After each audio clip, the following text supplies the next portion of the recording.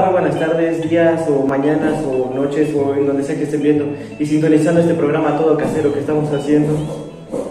Estamos aquí en esta sesión con un comité de evidentes expertos que nos van a acompañar a abordar diferentes análisis literarios de los diferentes géneros que existen. En esta sesión vamos a comenzar analizando los géneros narrativo, pasando por el lírico, el dramático y hasta el final terminando con un ensayo literario. Ok, vamos a comenzar a hablar primero por el género narrativo, ya que es el primero que viene en la clasificación que nos dieron para los bloques. Primero vamos a comenzar recapitulando brevemente qué es el género narrativo y las cosas para entrar en contexto antes de pasar como tal a los análisis. El género narrativo es un género el cual consiste en, como su propio nombre lo dice, narrar hechos que ya han ocurrido, tanto reales o ficticios, desde la subjetividad del autor, siempre estando en un lugar y tiempo definidos, y pues se termina escribiendo dentro de una de las clasificaciones de los diferentes géneros que pueden ser el relato, la novela, la fábula, la leyenda, la epopeya y otros. Su origen surge desde los mitos funcionales a los mitológicos. La forma en la que inició el género narrativo fue por medio de... La forma en la que inició el género narrativo fue por medio de las epopeyas, las cuales se originaron dentro de la antigua Grecia, aunque podemos decir que este género tuvo orígenes bastante simultáneos en varias partes del mundo, ya que en todos los lugares se tenían, bueno, en muchas culturas del mundo se tenían mitos donde se hablaban de las cosmovisiones y de lo que las personas pensaban que sucedía en su entorno, o sea, intentar explicar su realidad por medio de dioses. Pero hoy en día la narración es algo mucho más complejo y un género bastante flexible, por decirlo de alguna manera, que es de lo que quiero abordar mi análisis. La flexibilidad que nos trae este género para tener diferentes historias en diferentes medios y todo lo que nos puede brindar, o sea, es algo con demasiado potencial. Los ejemplos que yo quisiera retomar serían dos de ellos, dos que ya he leído completos y que me los he deshuesado porque ya les he dado como que varios repasos y no quisiera desperdiciar la oportunidad de mencionarlos. El primero es la lectura que realicé pues el mes pasado para los reportes, que fue la autobiografía de Gorillaz, que narra los hechos ficticios dentro de la banda. O sea, un poco confuso el asunto porque la banda real es una cosa y los personajes ficticios que están en los videos musicales es otra. Y eso es de lo que se centra el relato, en narrar las biografías de cada uno de los personajes desde su propio punto de vista, siempre predominando un humor que caracteriza bastante a este primer texto que... Ok, de lo que se trata el libro pues, es que la narración no es lineal, ya que primero te están hablando de cada uno de los personajes desde sus diferentes fechas, que más o menos el tiempo que abarca la narración del libro es desde el año 1900, si no me equivoco, fue 63, hasta el año 2006 dentro del universo ficticio de la banda. O sea, prácticamente están hablando de forma no lineal, pero por personajes separados cronológicamente. Ajá, exactamente, eso mismo. Y la forma en la que hacen que esto sea ordenado sin que haya la figura de un narrador es que tanto los personajes van narrando su misma historia, como hay una figura que es un entrevistador. O sea, en el libro hay una persona que está entrevistando a los personajes y que le está haciendo una pregunta y ellos ya empiezan a soltar todas sus propias palabras.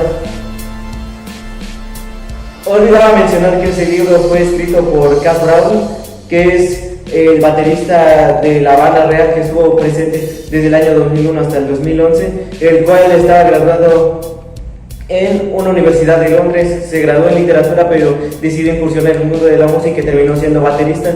Por eso es que, siendo amigo de los co-creadores Damon Albarn y Jamie Hewlett, terminó, pues aparte de ser el baterista, lo contrataron como guionista.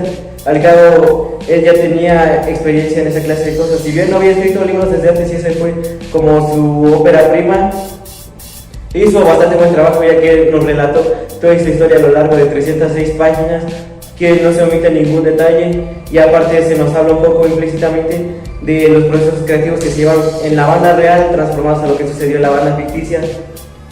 Entonces, tu libro, tu ejemplo que nos acabas de comentar, es prácticamente una narración desde cada punto de vista que tiene cada uno de los integrantes de la banda, llevada de una forma cronológica por cada uno de ellos, desde el punto de que se creó la banda o desde algún punto en específico.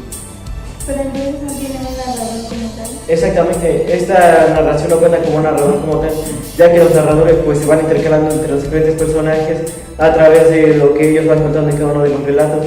De hecho, en varias partes de la trama se incluyen diálogos más que todo para hacer chistes, remates o en general comentarios cómicos, ya que eso es algo que también tiene bastante el libro. Para que no sea una biografía densa sobre personajes animados que ni siquiera existen en nuestra realidad, la forma en la que Cas Brown se las ingenió para poder hacer pues una lectura mucho más llevadera fue el introducir gags cómicos. Así como introducir la ficción a los personajes. Ajá, exactamente. O sea, haciendo que los personajes ya de por sí, pues Jamie Hewlett tiene diseños bastante surreales. Cas Brown lo que hace es llenar esos moldes, como por así decirlo, llenar esos recipientes a través de una personalidad bastante loca que por lo menos en los años en los que salió, que recordemos que la banda inició en 2001, reflejaban un poco como esa sensación de quizá rebeldía adolescente, de ser como cierta forma, bueno, de cierta forma representar la rebeldía adolescente que se vivía los jóvenes de aquella época a través, bueno, más que todo complementando la música con la narración. En los videos musicales pues siempre se tiene una predominancia, bueno, al menos en los primeros 2 álbumes, que es de lo que trata el libro, se tiene una predominancia hacia géneros como el hip hop, el reggae y más que todo pues géneros que eran mucho más escuchados en América. Por eso es que el álbum primero pegó tan fuerte en América y eso se aprovechó en el libro para rellenar de toda esa energía y esos toques surreales al libro, no solo en diálogos, no solo en diálogos de los personajes, sino que también el mundo está construido a partir de ahí. Si bien las reglas del mundo, o sea la diégesis, como ya se había tratado anteriormente, es bastante similar a nuestro mundo, dentro del mundo ficticio de la banda nosotros tenemos pues la presencia de demonios, ángeles, criaturas fantásticas como aliens.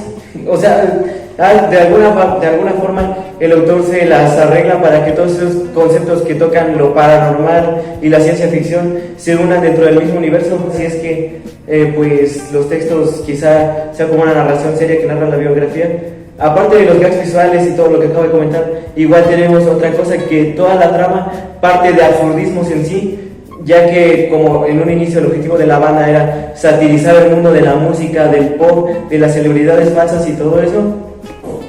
Lo que se plasma en el libro pues es una sátira en sí a todo el mundo de la música, hablando sobre los contratos, sobre las películas, haciendo que cada uno de los personajes sea una burla de sí mismo. Sí se toman en serio cuando deben de hacerlo, pero las bases parten de lo más absurdo hasta llegar al clímax del libro. Más que todo, bueno, siendo breve y resumido con algunas partes del libro, primero está el vocalista 2D, el de pelos azules, viene de una familia de clase media en Londres. Él se dedicaba más que todo trabajó en una tienda de música, desde chiquito componía diferentes arreglos con sintetizadores y cosas, y de la forma menos casual posible, el libro toma ese giro como absurdo, haciendo que se conozca con el bajista Murdo, que posteriormente sería el líder de la banda, de la manera más alocada posible, ya que Murdo que entró con un carro hacia la tienda donde estaba trabajando este 2D,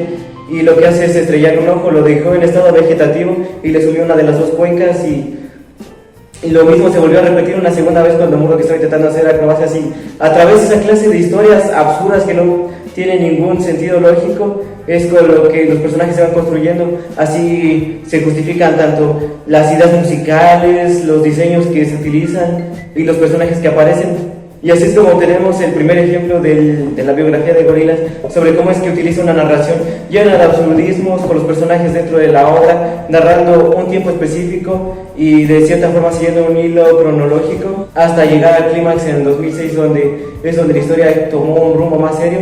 Pero podemos pasar a otro ejemplo, que sería la obra de Shingeki no Kyojin. Esa ya no es un libro como tal, sino que es una serie distribuida en el formato manga, que es como el cómic japonés, dirigida hacia un público joven, el cual se le conoce como el género del shonen. Esta revista fue escrita por el mangaka Hajime Isayama en el año, si no me equivoco, fue 2009, ¿verdad? 2009 es cuando se empezó con la publicación de los tomos del manga, lo que inspiró a esta autora a crear su obra. En algunas veces se ha comentado que fue gracias a los comportamientos erráticos que tenía la gente ebria en un ciber donde él trabajaba. Mientras trabajaba, tenía 2 trabajos, uno como, trabajando en un ciber, y el otro como asistente de otros mangakas ya reconocidos. Esos asistentes que se encargan tanto de aportar ideas como de diseñar ciertos paneles en un manga de gente ya más conocida. Digamos que ser un asistente es como que te prepara para cuando tú estés a punto de hacer despegar tu carrera como mangaka. Shingeki no Kyojin es una historia que se va narrando cronológicamente a través de la perspectiva del protagonista, que es Eren Yeager, un chico que al inicio de toda la historia solo cuenta con 10 años y ve cómo es que su hogar, donde ellos vivían, que era dentro de una isla llena de murallas, sí, es destruido por un titán de 60 metros, ya que en esta historia tenemos la presencia de los titanes, que serían prácticamente como los primeros antagonistas que se ven en la obra, ya que estos irrumpen en la ciudad de nuestro protagonista, lo obligan a refugiarse dentro y alistarse dentro del ejército que tienen ellos dentro de su propio mundo. Sí, bueno, esta obra, aparte de narrar todo lo anterior dicho por mi compañero, esta obra es más que nada dicha desde un punto de vista del personaje principal, que es Eren Yeager, donde narra toda su vida desde los 10 años, mostrando de una forma algo incierta el cómo lograron traspasar los titanes a la ciudad de Shiganshina, que es donde él vivía.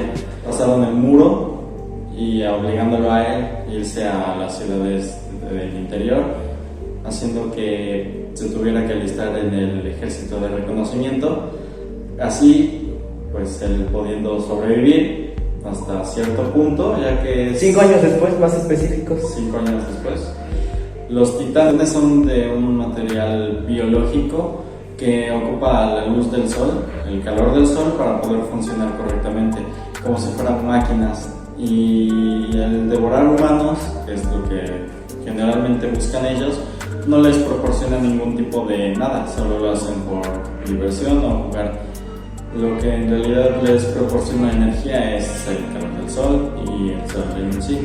Y son capaces de regenerarse y actúan, la mayoría totalmente irracionales ante pues todo, ya que serían como una especie de zombie que solamente actúa por puro instinto al buscar comer humanos. No tiene pensamiento y no tiene control de sí mismo. Aclarando ese punto, esta obra literaria podría considerarse como una de las obras más largas que he leído, ya que cuenta por el momento con 149 capítulos en manga, que es algo largo para hacer Bueno, 149 capítulos que para los espectadores que leían el manga semana tras semana, pues fueron un periodo lo suficientemente largo como para abarcar los años de 2009 hasta el año 2022. Otra de las cosas que hizo grande esta obra, aparte de aquella sinopsis que por lo menos sirve para atrapar al espectador, fue la forma en la que trataban a sus personajes, ya que todos los personajes sufrieron un largo desarrollo. Tenemos, aparte de Eren, a sus dos compañeros, Mikasa y Armin, los cuales van teniendo cambios a lo largo de la obra, algunos evolucionando y convirtiéndose en algo totalmente diferente mientras maduraban, ya que primero en los primeros capítulos tenemos a los jóvenes de 10 años, luego pasando a los 15, y en el punto culmine de la obra viendo sus edades ya avanzadas de 19 años. En todo este periodo de tiempo podemos darnos cuenta igual de varios giros de la trama y varios misterios que se nos van planteando. Los primeros que se nos proporcionan es quién construyó los muros, de dónde vienen los titanes. Son varias ideas que nos proponen, varias preguntas que nos hacen seguir leyendo el manga. Nos mantienen aferrados a él de una forma en la que nos buscan meternos curiosidad de una manera, en la misma manera en la que van contestando varias preguntas que se hacen atrás. Aparte de los misterios que se nos han planteado a lo largo de la obra, igual tenemos ¿cómo podemos decirlo? La presencia, más bien la inclusión de varios giros de trama que nos estuvo preparando el autor Isayama, como el primero siendo que el portador de, el titán colosal, el gigantesco titán de 60 metros que destruyó el muro en el primer capítulo, en realidad era uno de los compañeros del protagonista, junto con otros que se habían infiltrado desde una nación de fuera solamente para poderlos invadir y recuperar el poder de un titán llamado el titán fundador, con el que se pueden controlar a todas las personas. Esta nación de fuera se profundiza mucho más a partir de la segunda mitad, ya que en la primera podemos decir que es la parte donde la humanidad se enfrenta contra titanes, y ya en la segunda es donde se nos narra la guerra de humanos contra humanos, ya que cuando se nos revela la aparición de la nación de Marley, pues la obra da un giro de 180 grados.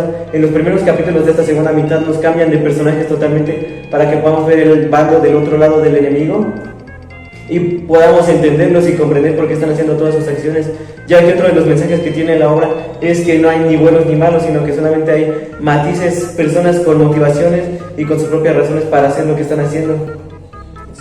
Siendo hasta el final que, harto de toda esa cadena de odio, el protagonista pues decide activar un poder conocido como el retumbar de la tierra para despertar a los cientos de titanes colosales que hay en las murallas y así destruir el mundo, solamente por su propio fin personal de querer acabar con el odio. Y esto para el espectador pues nos da diferentes posibilidades de qué pensar sobre está bien asesinar a todas las personas que quieren destruir tu nación, está bien acabar con todo el mundo por solamente tu propio placer personal, es mejor que acaben contigo para que ya no haya más odio en el mundo.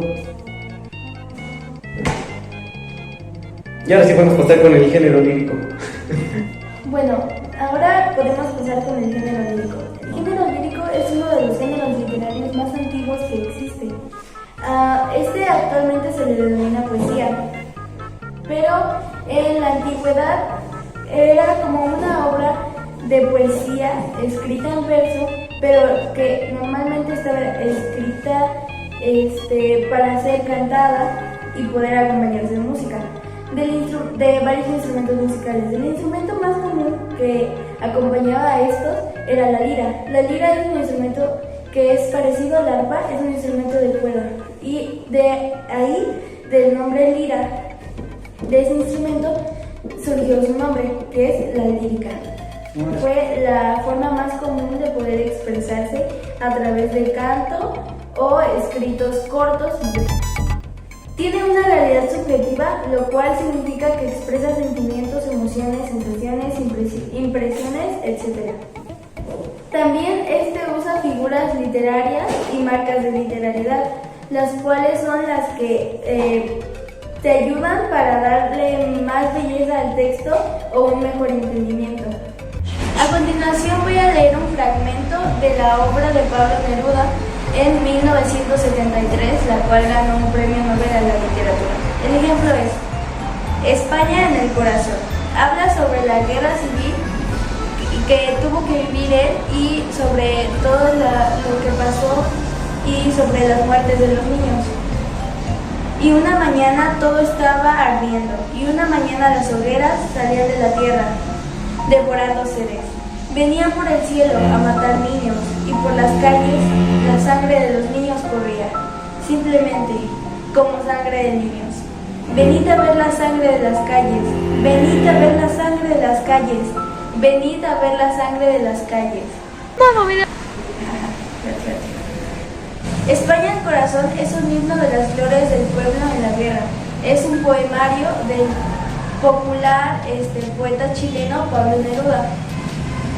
En este texto que ganó el premio Nobel a la literatura, Pablo Neruda habla sobre los horrores que se tuvo que vivir en la guerra civil y presenta la postura que tenía él como republicano y todo lo que tuvo que sentir, vivir y ver mientras la guerra se presentaba.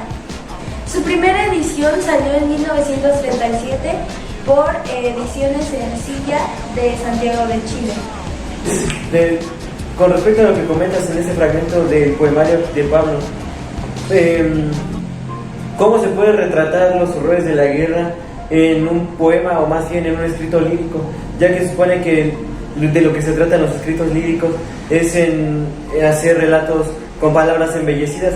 ¿Cómo puedes hacer que se escuche bello o poético un tema tan triste o fuerte como es la guerra? No hace básicamente que se escuche bello, pero sí que se haga una simplemente reflexión de los sentimientos, emociones que puede sentir el autor para hacerle sentir esas mismas emociones al lector, el que lo está leyendo, y transmitir todo lo que se tuvo que vivir. Obviamente este tema es algo fuerte, pero hace reflexión a todas las personas que estuvieron presentes en la guerra. O sea, el poema de Pablo Neruda es una reflexión hacia todas las personas que han visto o que saben de algo así para tratar de ayudar o de evitar algo así. Sí, en lo personal yo creo que este texto, este fragmento de España en el corazón, nos puede ayudar a reflexionar y ver los horrores que se vivieron. En pocas palabras, Pablo Neruda busca ayudar a su gente de alguna manera, entonces hizo esos poemas para hacer conciencia no solo en otros países, sino en su país, para poder ayudarlos de cierta manera con ese poema. Y las marcas de literariedad que usan no son simplemente para embellecer, sino para dar un texto un poco más claro y obviamente para no usar palabras tan fuertes, cambiándolas lo que sería la poesía. Entonces podremos decir, bueno, por lo menos yo opino de que con respecto a lo que acabas de leer, es que Pablo, aparte de querer hacer una crítica y todo, utiliza el medio lírico para dar su mensaje, o sea, conceptualizar sus ideas y podernos otorgar como que una experiencia temporal y poder reflejar lo que a él y a su gente le tocó vivir en aquellos entonces. Antonomasia. Esta guerra civil española fue conocida también como antonomasia. Felicidades, vas a ser visitada por Mr. Bean. Esto fue por un conflicto bélico, lo que ocasionó que después la gente española tuviera conflictos con la economía, lo que llevó a que tuvieran una crisis económica, tras el golpe de Estado. Esto ocurrió el 17 de julio de 1936 hasta el 1 de abril de 1939. Lugar: España. Pablo Neruda fue uno de los destacados e influyentes artistas de su siglo y también fue senador de la República Española.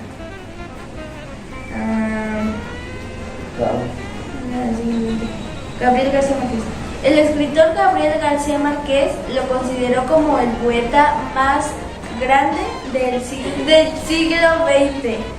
Pablo Neruda tuvo su nacimiento en 1904, el 12 de julio, y murió el 23 de septiembre de 1975.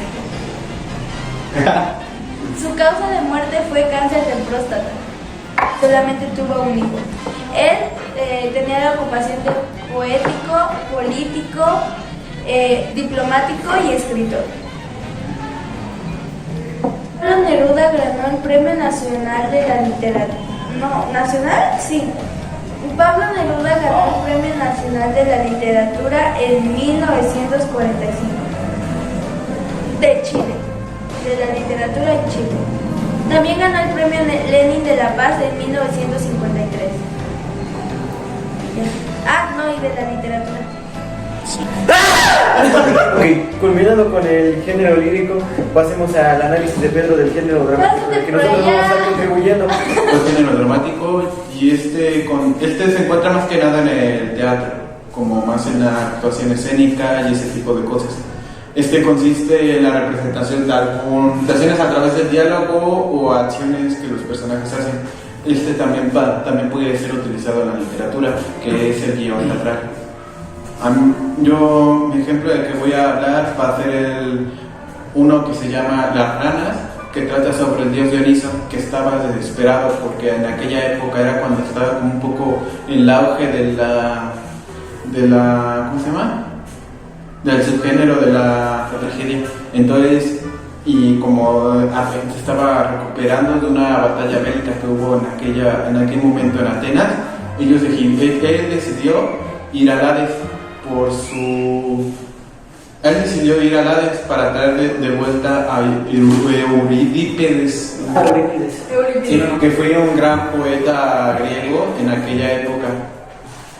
Entonces, junto a su esclavo, el propósito de este esclavo en la obra fue superar en todo a Dioniso. Era más fuerte que él, más inteligente, más educado, más racional y más en todo.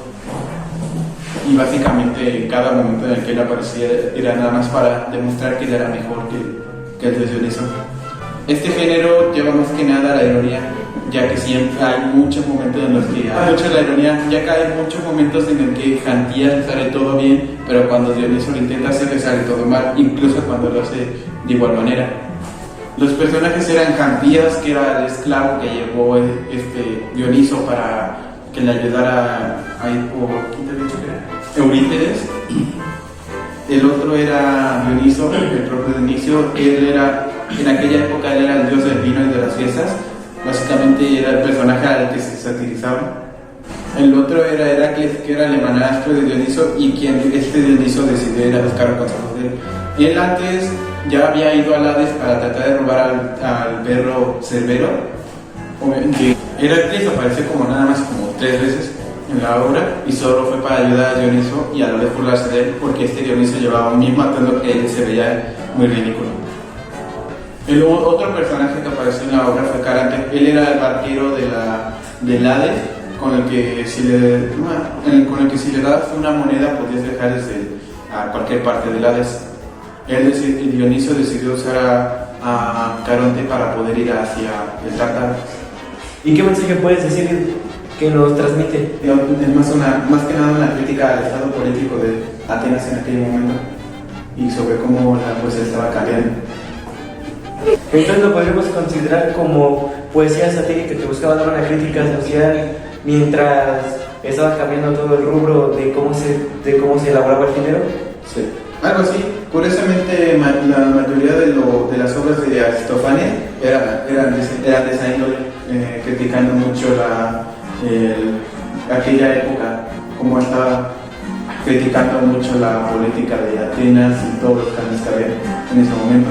Aristófanes era muy conservador, le gustaban mucho las ideas del pasado y no le gustaba nada de lo nuevo que estaba ocurriendo, porque él nació en aquella época en la que los romanos estaban capturando Grecia. Es bastante interesante. Entonces podríamos decir que las obras de todos los géneros que hemos abordado hasta el momento pueden darnos como una ventana hacia cómo eran las sociedades en aquellos entonces y cómo es que por medio de su arte pueden lograr trascender a través de la cultura y de las diferentes personas que pasan para podernos dejar un mensaje hacia nosotros y las actuales generaciones y de cómo es que ciertos ciclos se van repitiendo periódicamente. Sí. Aristófanes nació en el año 444 a.C. en Atenas y murió en ese mismo lugar en el año 385 a.C. En los años antes de Cristo iban de arriba para abajo. Él participaba mucho en los teatros que se hacían para celebrar a Dioniso y por eso gran parte de sus obras tratan de él. Entonces podríamos decir que Aristófanes era un artista un poco no tan conocido que le gustaba hacer sátiras del mundo que lo rodeaba. Ajá, era conocido en su pueblito que Atenas. El pueblo en el que yacía. Sí, de hecho, curiosamente en algunas partes la obra va a tratar de Dioniso y en otras de Baco, que curiosamente son el mismo personaje, solo que como esta obra nació cuando los romanos estaban capturando Grecia, entonces se le cambió el nombre a Dioniso a Baco. Por eso a veces puede cambiarse su nombre. Muy bien, vamos a continuar con el Ahora ensayo podemos literario. pasar con el ensayo literario. Bueno, el último tema que me tocó explicar, exponer mi ejemplo que investigué fue el ensayo literario. Y remontando todo lo que es un ensayo literario, voy a hablar un poco sobre qué es prácticamente un ensayo literario. Es un escrito breve, en prosa, que analiza o reflexiona un tema libre que el autor, el redactor del ensayo, puede escoger. Por lo regular siempre buscan algo para expresarse, ya sea un libro o algo que ellos mismos hayan hecho, ya sea un libro o algo que ellos hayan hecho antes para darlo a conocer en forma de ensayo. Estos ensayos se caracterizan por tener subjetividad, sencillez y el estilo del ensayista. Por su sencillez estamos hablando de que estos tipos de ensayos pueden ser muy artísticos, pueden ser muy expresivos. También se habla de que este tipo de ensayos se usa más como para que los autores expresen sus sentimientos de una forma de arte y también pues de una forma artística. Bueno, y hablando del ejemplo, el ejemplo que yo investigué fue un ensayo que realizó Carlos Ruiz Silva. No sé, Carlos Trejo. Carlos Ruiz Silva, quien redacta en este ensayo un libro que leyó dándole su toque personal a su ensayo. Cuando sucede esto, por lo regular los ensayos cambian un poco de contextos. Por ejemplo, en el ejemplo que yo traigo, Carlos Ruiz nos relata cómo es que sintió este libro. El libro que él leyó se titula La mujer de Ojeda. En este libro se relata como una mujer. Describe sus primeras novelas y cómo logra darse a conocer. Prácticamente es la biografía de una mujer que empezó a escribir sus propias novelas desde cero. Entonces él, ¿El ensayista? el ensayista Carlos Ruiz, busca una manera en la que le exprese su gratitud de ese libro, ya que para él ese libro pudo haber significado algo. Este es el propósito principal de este tipo de ensayos: dar a expresar a sus sentimientos, sus emociones. También cuenta que leyendo este libro se pudo dar cuenta de muchas cosas de las que él no sabía. O sea, prácticamente tenía una gran fascinación hacia este libro, aparte de literariamente, ya que le otorgaba conocimiento que él futuramente podría utilizar.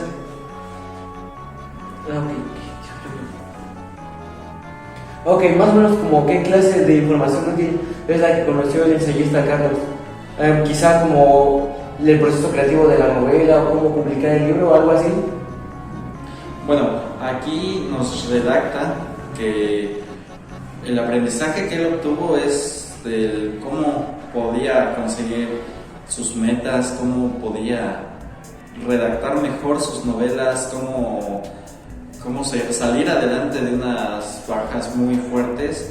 Entonces él se disponía a seguir adelante redactando eso y dándose cuenta de que al mismo tiempo del que redactaba esto, se daba cuenta de cómo su vida empezaba a cambiar gracias a leer esto. Este ejemplo de ensayo es muy, ¿cómo se dice? Muy especial, ya que aquí podemos ver el toque artístico que le da el ensayista al libro que él leyó. Claro, también nos relata muchas otras cosas. Nos relata un poco sobre su vida, nos relata varias cosas sobre su vida, el libro, su trabajo.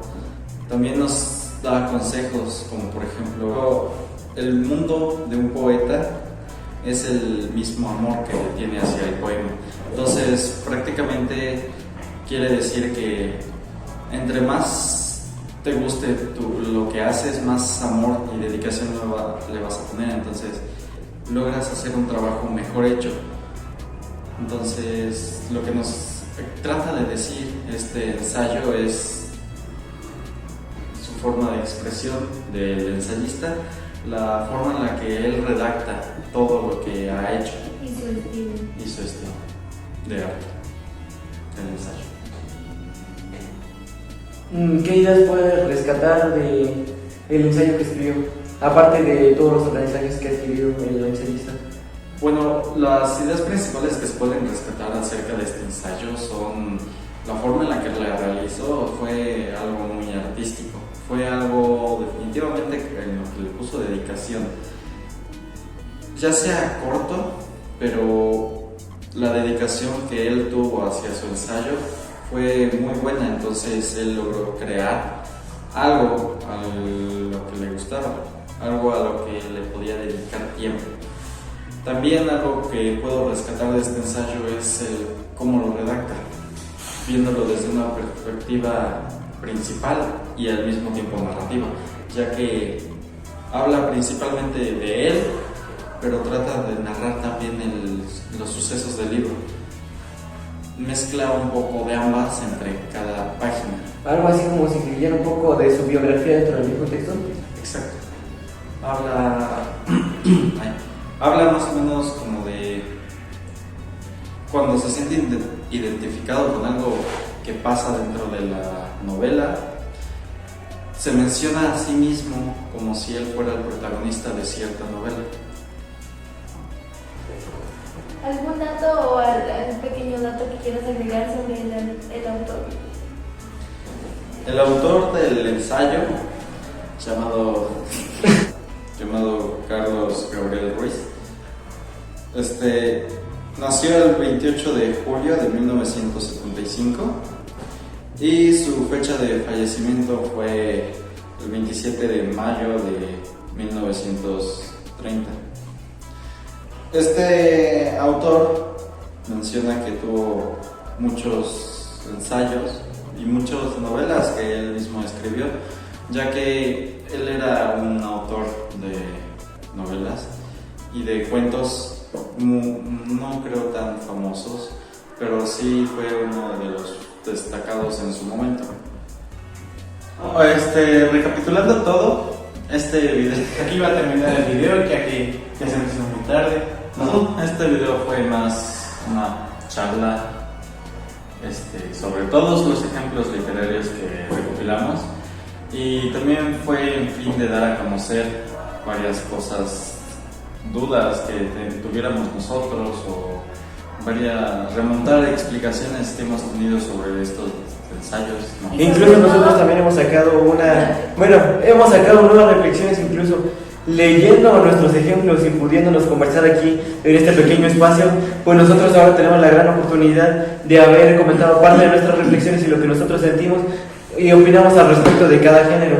Más que nada hicimos este video para entender un poco mejor los temas que hemos estado viendo y así tener un mayor conocimiento sobre esto por si en algún momento lo llegamos a ocupar. Bueno, entonces ese sería el final de este video. Muchas gracias por ver este video. Bueno, muchas gracias a la única persona que lo vio completo, porque seguro nadie lo va a ver completo. Yo sí porque lo vi.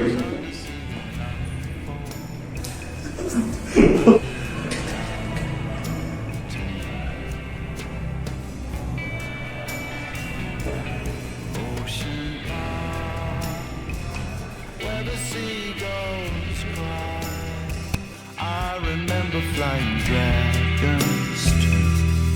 I was there. So before you log out, hold close to me. Hold close to me.